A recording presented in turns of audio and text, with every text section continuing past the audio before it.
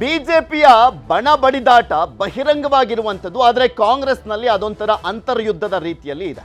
ಕಾಂಗ್ರೆಸ್ನಲ್ಲಿ ಜೋರಾಯಿತು ಶಕ್ತಿ ಪ್ರದರ್ಶನ. ಸಿಎಂ ಸಿದ್ದರಾಮಯ್ಯ ಡಿಸಿಎಂ ಅಂತರ್ಯುದ್ಧ ಕೈವಶವಾಗಿದೆ. ಸ್ವಾಭಿಮಾನಿ ಸಮಾವೇಶ ಕೈವಶ ಅಂದ್ರೆ ಇದಕ್ಕೂ ಮುಂಚೆ ಕಾಂಗ್ರೆಸ್ ಪಕ್ಷದ ಅಡಿಯಲ್ಲಿ ನಡೀತಾ ಇರಲಿಲ್ಲ ಸ್ವಾಭಿಮಾನಿ ಸಮಾವೇಶ. ಸಿದ್ದರಾಮಯ್ಯನವರ ಆಪ್ತರು ಬಂಟ್ರೆಲ್ಲ ಸೇರ್ಕೊಂಡು ಈ ಸಮಾವೇಶವನ್ನು ಮಾಡ್ತಾ ಇದ್ರು. ಆದರೆ ಈಗ ಕಾಂಗ್ರೆಸ್ ಪಕ್ಷದ ಅಡಿಯಲ್ಲೇ ಸ್ವಾಭಿಮಾನಿ ಸಮಾವೇಶ ನಡೀತಾ ಇದೆ. ಹಾಸನದಲ್ಲಿ ಶಕ್ತಿ ಪ್ರದರ್ಶನಕ್ಕೆ ಮುಂದಾಗಿದ್ರು ಸಿಎಂ. ಇದನ್ನ ಹೈಜಾಕ್ ಮಾಡಿ ಪಕ್ಷಕ್ಕೆ ತಿರುಗಿಸಿರುವಂಥದ್ದು ಡಿಸಿಎಂ ಡಿಕೆ ಶಿವಕುಮಾರ್ ಅವರು. ದೂರದೃಷ್ಟಿ ರಾಜಕೀಯ ಇದೆ. ದಿಗ್ಗಜರ ಹಲವು ಲೆಕ್ಕಾಚಾರಗಳು ಕೂಡ ಇರುವಂಥದ್ದು. ನಿನ್ನೆ ಕೆಪಿಸಿಸಿ ಕಚೇರಿಯಲ್ಲೇ ಪೂರ್ವಭಾವಿ ಸಿದ್ಧತಾ ಸಭೆಯನ್ನು ಮಾಡಿದ್ರು ಡಿಕೆ. ಸಿಎಂ ಆಪ್ತರಾಗಿರುವಂಥ KN ರಾಜಣ್ಣ, HC ಮಹದೇವಪ್ಪ, ವೆಂಕಟೇಶ್ ಸೇರಿದಂತೆ ಹಲವು ನಾಯಕರು ಗೈರಾಗಿದ್ರು. ಯಾಕೆ KN ರಾಜಣ್ಣ ಎಲ್ಲ ಹೇಳ್ತಾ ಇದೀವಿ ಅಂದ್ರೆ ಅವರು ಹಾಸನ ಉಸ್ತುವಾರಿ ಸಚಿವರು. ಇನ್ನು ಒಂದ್ ಕಡೆ ಸ್ವಾಭಿಮಾನಿ ಸಮಾವೇಶವನ್ನ ಮಾಡಲಿಕ್ಕೆ ಫಸ್ಟ್ ಮುಂದಾಗಿದ್ದಂಥವರು ಮಹದೇವಪ್ಪ ಅವರು, ಅವರೇ ಕಾಣಿಸ್ಲಿಲ್ಲ. ಇದು ಸಹಜವಾಗಿ ಬಣ ರಾಜಕೀಯ ಇದೆ ಅನ್ನುವಂಥದ್ದಕ್ಕೆ ಪುಷ್ಟಿಯನ್ನ ನೀಡುವಂತೆ ಕಾಣಿಸ್ತಾ ಇತ್ತು. ಈ ವಿಚಾರಕ್ಕೆ ಸಂಬಂಧಪಟ್ಟಂತೆ ಸಿಎಂ ಡಿಕೆ ಏನ್ ಮಾತನಾಡಿದ್ರು ಒಮ್ಮೆ ನೋಡ್ಕೊಳ್ಳೋಣ. ಕಾಂಗ್ರೆಸ್ ಪಕ್ಷದ ವತಿಯಿಂದ ಕಾಂಗ್ರೆಸ್ ಪಕ್ಷದ ನೇತೃತ್ವದಲ್ಲಿ ಅಲ್ಲಿ ಸಮಾವೇಶವನ್ನು ಕೂಡ ಹಮ್ಮಿಕೊಂಡಿದ್ದೇವೆ. ಸಿದ್ದರಾಮಯ್ಯನವರು Congress chief minister, is not A chief minister of any collusion party. ಒಂದೇ ಪಾರ್ಟಿಲಿರೋದು, ಒಂದೇ ಚಿಹ್ನೆ ಇರೋದು, ಒಂದೇ ಪಕ್ಷ ಇರೋದು.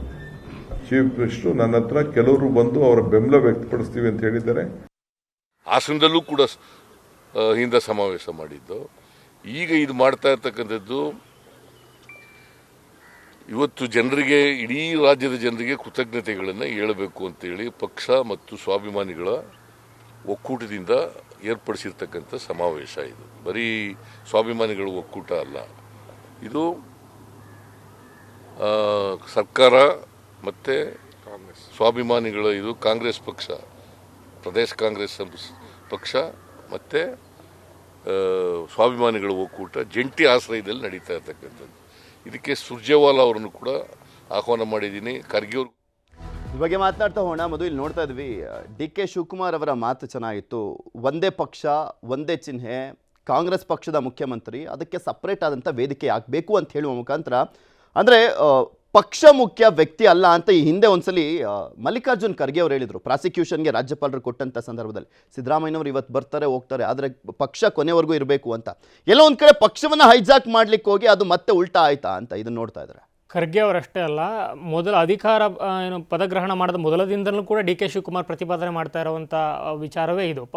ವ್ಯಕ್ತಿಗಿಂತ ಪಕ್ಷ ಮುಖ್ಯ ಅನ್ನುವಂಥದ್ದು ಅವರ ಮೊದಲ ಭಾಷಣದಲ್ಲೂ ಕೂಡ, ಅಧ್ಯಕ್ಷರಾಗಿ ಮೊದಲ ಭಾಷಣದಲ್ಲೂ ಕೂಡ ಇದನ್ನು ನಾವು ಗಮನಿಸಿದ್ವಿ.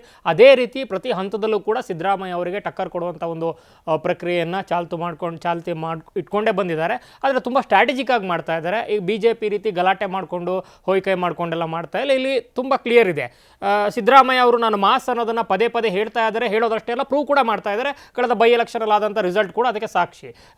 ನೀವು ಡಿ ಕೆ ಶಿವಕುಮಾರ್ ಅವರು ಚನ್ನಪಟ್ಟಣವನ್ನು ಗೆಲ್ಲಿಸ್ಕೊಂಡಿದ್ರು ಕೂಡ ಅದರಲ್ಲಿ ವೈಯಕ್ತಿಕವಾಗಿ ಯೋಗೇಶ್ವರ್ ಅವರ ಪಾತ್ರ ಮತ್ತು ಮಹತ್ವ ದೊಡ್ಡದಿದೆ. ವೇರಾಸ್ ನಿಮಗೆ ಪಠಾಣ್ ಗೆಲ್ಲಬೇಕು ಅಂತಂದರೆ ಬೊಮ್ಮಾಯಿ ಬಗರ ವಿರುದ್ಧ ಅಷ್ಟೆಲ್ಲ ತಂತ್ರಗಾರಿಕೆಯ ಮಾಡುವಂಥ ಬೊಮ್ಮಾಯಿ ಅವರ ವಿರುದ್ಧ ಅಲ್ಲಿ ಗೆಲ್ಲಬೇಕು ಅಂತಂದರೆ ಅದು ನನಗೋಸ್ಕರ ಓಟ್ ಹಾಕಿ, ನನಗಾಗೆ ಓಟ್ ಹಾಕಿರೋಂಥ ಏನು ಕ್ಯಾಂಪೇನನ್ನು ಮಾಡಿದ್ರು ಸಿದ್ದರಾಮಯ್ಯ ಅವರು, ಎಗೇನ್ ಅಲ್ಲಿ ಪ್ರೂವ್ ಆಯಿತು. ಮತ್ತು 3 ಕ್ಷೇತ್ರಗಳ ಒಂದು ಬೈ ಎಲೆಕ್ಷನ್ ರಿಸಲ್ಟ್ ಅವರ ಪಾಪ್ಯುಲಾರಿಟಿಯನ್ನು ಮತ್ತೆ ಜಾಸ್ತಿ ಮಾಡಿದೆ. ವಿವಾದಗಳ, ಹಗರಣಗಳ ಆರೋಪಗಳ ಹೊರತಾಗಿ ಅನ್ನುವಂಥದ್ದನ್ನು ಮತ್ತೆ ರುಜುವಾತು ಮಾಡಿದೆ.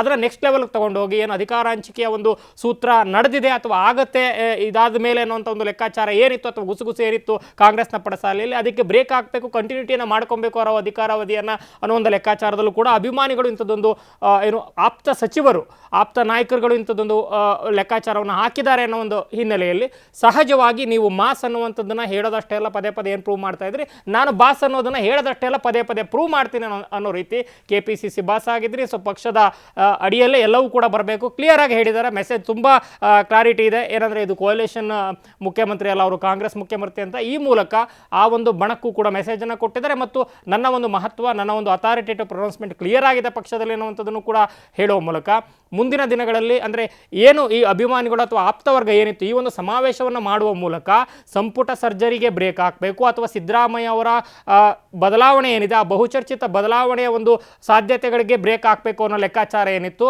ಅದೆಲ್ಲದಕ್ಕೂ ಕೂಡ ಮತ್ತೆ ಈ ಒಂದು ಬಣದಿಂದ ಅಂದರೆ ಡಿ ಕೆ ಶಿವಕುಮಾರ್ ಅವರು ಸ್ಪಷ್ಟವಾಗಿ ಬ್ರೇಕ್ ಹಾಕೋ ಮೂಲಕ ಈ ಹಿಂದೆ ಕಳೆದ ವಾರ ಹೇಳಿದರು, ನಾವು ಕೊಡುವಾಗಲೇ 2.5 ವರ್ಷ ಅರ್ಧ ಅಂತ ಹೇಳಿದ್ವಿ ಅನ್ನೋ ಅನ್ಸೋ ಅದು ಬರೀ ಸಚಿವರುಗಳಿಗಷ್ಟೇ ಅಲ್ಲ, ಅದರ ಆಚೆ ದೊಡ್ಡ ಲೆಕ್ಕಾಚಾರ ಇದ್ದೇ ಇದೆ. ಸೊ ಈ ಹಿನ್ನೆಲೆಯಲ್ಲಿ ಎರಡೂ ಬಣಗಳ ನಡುವೆ ಇರುವಂತಹ ಹಗ್ಗ ಜಗ್ಗಾಟಕ್ಕೆ ಮತ್ತೊಂದು ಸ್ಪಷ್ಟವಾದ ಸಂದೇಶವನ್ನು ಕೊಡೋ ಮೂಲಕ ನನ್ನ ಒಂದು ಮಹತ್ವ ಮತ್ತು ಅಥಾರಿಟೇಟಿವ್ ಪ್ರೊನೌನ್ಸ್ಮೆಂಟ್ ಜಾಸ್ತಿ ಇದೆ ಅನ್ನೋದನ್ನ ಸ್ಪಷ್ಟವಾಗಿ ತಿಳಿಸಿದ್ದಾರೆ ಡಿ ಕೆ ಪಟೇಲ್ರ ಇಲ್ಲಿ ಸಿದ್ದರಾಮೋತ್ಸವದ ಮುಖಾಂತರ ವಿಧಾನಸಭೆ ಎಲೆಕ್ಷನ್ ಆದ್ಮೇಲೆ ನಾನೇ ಅಲ್ಲಿ ಮುಖ್ಯಮಂತ್ರಿ ಆಗಬೇಕು ಅನ್ನುವಂಥ ಹಕ್ಕೊತ್ತಾಯದ ಒಂದು ದೊಡ್ಡ ಮೆಸೇಜ್ ಅನ್ನು ಅವತ್ತೇ ಪಾಸ್ ಮಾಡಿದ್ರು ಸಿದ್ದರಾಮಯ್ಯನವರು. ಆಮೇಲೆ ಹೈಕಮಾಂಡ್ ಕ್ಯಾಲ್ಕುಲೇಷನ್ ಕೂಡ ಅಷ್ಟೇ, ಲೋಕಸಭೆ ಎಲೆಕ್ಷನ್ಗೆ ಸಿದ್ದರಾಮಯ್ಯನವರು ಬೇಕು, ಅವರ ಶಕ್ತಿ ಏನು ಅನ್ನುವಂಥದ್ದನ್ನು ಪರಿಗಣಿಸಿನೇ ಕೊಟ್ಟಿದ್ದು. ಏನೇ ಟಗ್ ಆಫರ್ ಇದ್ರೂ ಕೂಡ ಅಲ್ಲಿ ಸಮಾಧಾನ ಪಡಿಸುವಂಥ ಕೆಲಸ ಆಗಿತ್ತು.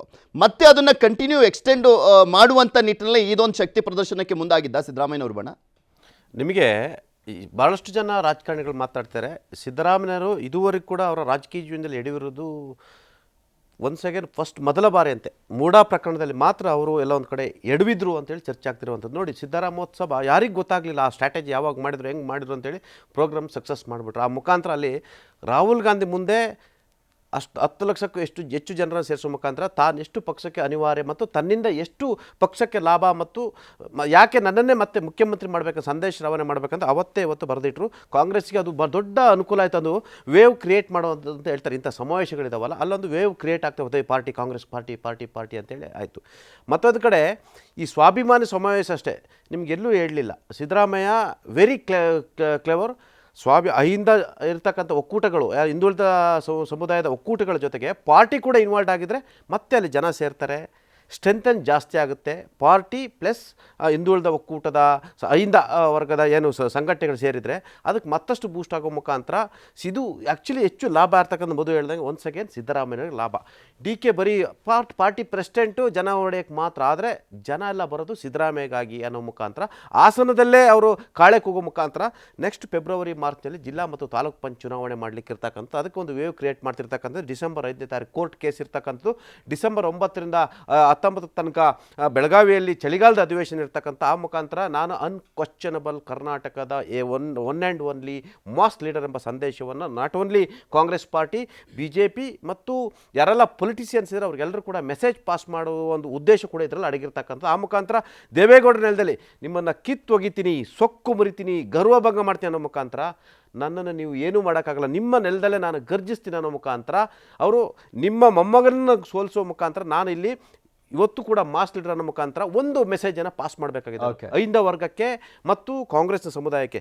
ಮೂಡಾ ಬಲೆಯಲ್ಲಿ ನನ್ನ ಸಿಕ್ಕಾಕ್ಸ್ಲಿಕ್ಕೆ ಕಾರಣ HD ದೇವೇಗೌಡರು ಅವರ ಕುಟುಂಬ, ಮೂಡಾ ಬಲೆಯಲ್ಲಿ ನನ್ನನ್ನು ಸಿಕ್ಕಾಕ್ಸ್ಲಿಕ್ಕೆ ಕಾರಣ ಪ್ರಹ್ಲಾದ್ ಜೋಶಿ, ಸಂತೋಷ್ ಮತ್ತು BJP ನಾಯಕರನ್ನು ಒಂದು ಸಂದೇಶ ರವಾನೆ ಮಾಡೋ ಮುಖಾಂತರ ಸಿದ್ದರಾಮಯ್ಯನವ್ರನ್ನ ಅನಗತ್ಯವಾಗಿ ಈ ಷಡ್ಯಂತ್ರದಲ್ಲಿ ಚಕ್ರವ್ಯೂಹದಲ್ಲಿ ಸಿಲುಕಿಸಿದ್ದಾರೆ ಅನ್ನೋ ಸಂದೇಶ ಕೂಡ ರವಾನೆ ಮಾಡಬೇಕಾಗಿದೆ. ಆ ಮುಖಾಂತರ ಒಂದಷ್ಟು ಸಿಂಪತಿ ಮತ್ತಷ್ಟು ಮಾಸ್ ಲೀಡರ್ ಅನ್ನೋದೊಂದು ಮೆಸೇಜ್ ಪಾಸ್ ಆಗಬೇಕಾಗಿದೆ. ಕರ್ನಾಟಕ ಜನ ಸುಮ್ಮನಿರಲ್ಲ ಅಂತ ಬೇರೆ ಹೇಳ್ತಾ ಇದ್ರಲ್ಲ, ಅದಕ್ಕೊಂದು ವೇದಿಕೆ ಸಿಕ್ಕಂತ ಆಗ್ತದೆ. ನೋಡೋಣ ಏನಾಗುತ್ತೆ ಅನ್ನುವಂಥದ್ದು. ಧನ್ಯವಾದ ಮಧು, ಆಗಿ ಜಾಯ್ನ್ ಆಗಿ.